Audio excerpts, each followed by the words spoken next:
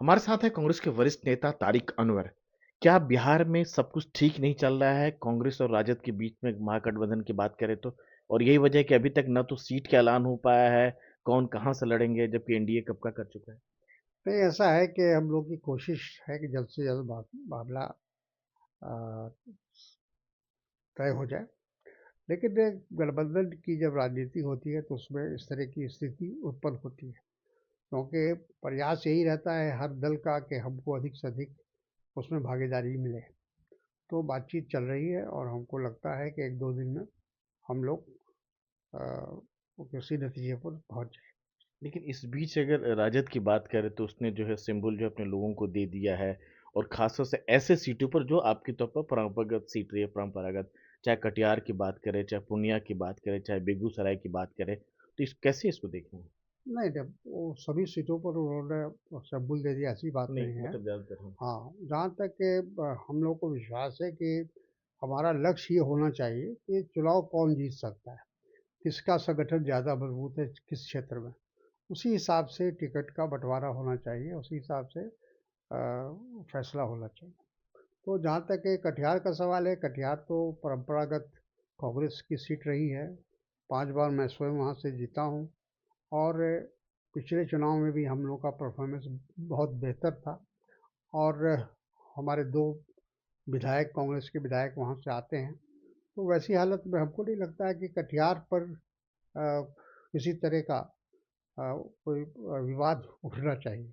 पूर्णिया को लेके भी कुछ वैसा ही मामला है। यहाँ पप्पू यादव कह रहे हैं कि हम पूर्णिया से लड़ेंगे, वहाँ राजद से बीमा भारती कह रही है कि हम लड़ेंगे। हाँ, तो बातचीत हम लोग की चल रही है, हम लोग की कोशिश है कि पूर्णिया को भी हम लोगों को मिल जाए।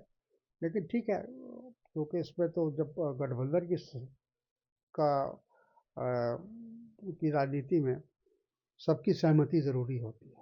लेकिन तारिक जी, आपको ये नहीं लगता है कि पहले ये तय हुआ था कि सारी पार्टियां मिलके जो है उम्मीदवारों का ऐलान करेगी, कौन कितने सीट पर रहेंगे, चाहे राजद की बात करें, चाहे लेफ्ट की बात करें, चाहे कांग्रेस की बात करें। हम्म। आप लोगों ने नहीं, अभी तक नहीं किया है, लेकिन राजद कर चुका है, कुछ एक सीट की बात करें, एमएल के सीपीआईएम कर चुका है।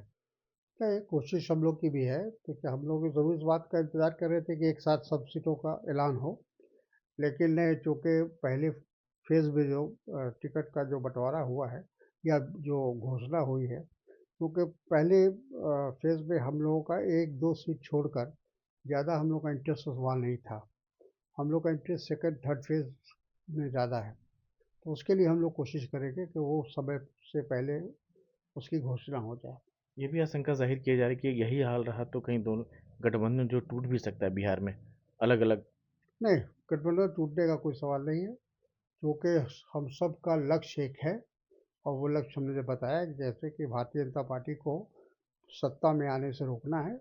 और इस उसका ये कारण है कि जिस तरह से भारतीय जनता पार्टी का शासन चल रहा है या मोदी सरकार चल रही है, वो तानाशाही तो तरीके से सरकार चलाना चाहते हैं, ये जो लोकतंत्र में कभी स्वीकार नहीं होगा। ये फैसला कब तक होगा? जितना डिले होगा उतना नुकसान आप लोग को होगा। मेरा ख्याल है कि बीच में ये होली वगैरह के कारण, फेस्टिवल के कारण थोड़ा 1-2 दिन डिले डिले हुआ है।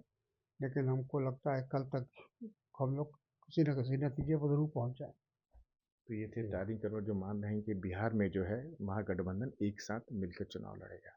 नई दिल्ली से राजीव रंजन, एनडीटीवी इंडिया।